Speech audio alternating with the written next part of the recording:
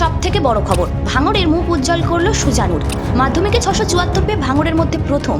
অবিভক্ত ভাঙড়ের বুড়ানগর এলাকায় এখন খুশির হাওয়া। 2026 সালের মাধ্যমিক পরীক্ষায় দুর্দান্ত সাফল্য অর্জন করে সকলের নজর কেড়েছে এলাকার কৃতি ছাত্র সুজানুর রহমান মোল্লা। 700 নম্বরের মধ্যে 674 নম্বর পেয়ে ঈশ্বরীপুর মর্জিনা বিদ্যানিকেতনের সম্মান বাড়িয়েছে।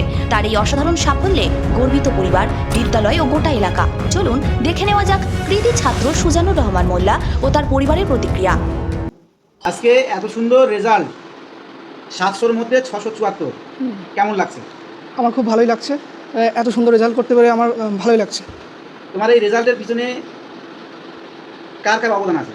আমার বাবা মা, স্কুলের শিক্ষক এবং টিউশনের শিক্ষক সবারই গুরুত্বপূর্ণ অবদান আছে। ভবিষ্যতে কী হতে চাও? ভবিষ্যতে আমি নিট পরীক্ষা দিতে চাই, মানে ডাক্তারি লাইনের দিকে যেতে চাই। তোমার এই কোন স্কুল থেকে পড়াশোনা করতে? আমি ঈশ্বরীপুর মর্জিনা বিদ্যানিকেতন থেকে পড়াশোনা করেছি। আমি 4টে সাবজেক্টের টিচার নিয়েছিলাম, যেটা আমি আলাদা আলাদা টিচারের কাছেই পড়তাম। আমি অবসর টাইমে খেলাধুলা করতাম। গার্ডেনিংয়ের প্রতি আমার বিশেষ মনোযোগ আছে। প্রথম কথা বলি, আমরা আমাদের যে পরিবার, সেই পরিবার দীর্ঘদিন একান্নবর্তী পরিবার ছিল বা আছে, এখনও সেরকমভাবেই আমরা চলছি।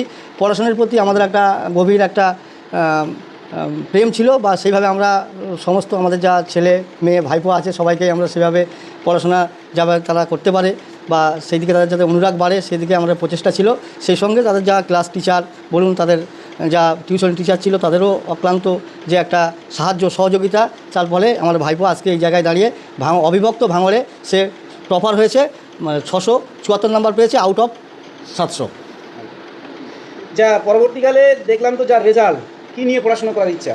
ও অটোমেটিক ওর আমার এই ভাইপোর পড়াশোনার ব্যাকগ্রাউন্ড ছোটো থেকেই একটা ভালো অবস্থায় ছিল, যেটা অনেকে হয়তো মিশনে পড়ে অনেক ভালো রেজাল্ট করে, কিন্তু এর পড়ার প্রতি একটা অনুরাগ, ছোটোবেলাতেই গার্জেনদের একটা যে সহযোগিতা বা তারা যেভাবে তাকে গাইড করেছে বা আমরা যেভাবে তাকে চালনা করেছি, বাড়িতে বসেই সেই রকম রেজাল্ট করেছে এবং সে সর্বাধিক যে নাম্বারটা পেয়েছে। এর আগে সে একজন আমরা যেটা জানি যে এর আগে ওই স্কুলে অনেক মাধ্যমিক পরীক্ষার্থী যার একটা হাতের চোট সমস্যার জন্য তার আগেও একবার তাকে পরীক্ষা দিতে হয়েছিল সাহায্যকারী হিসেবে।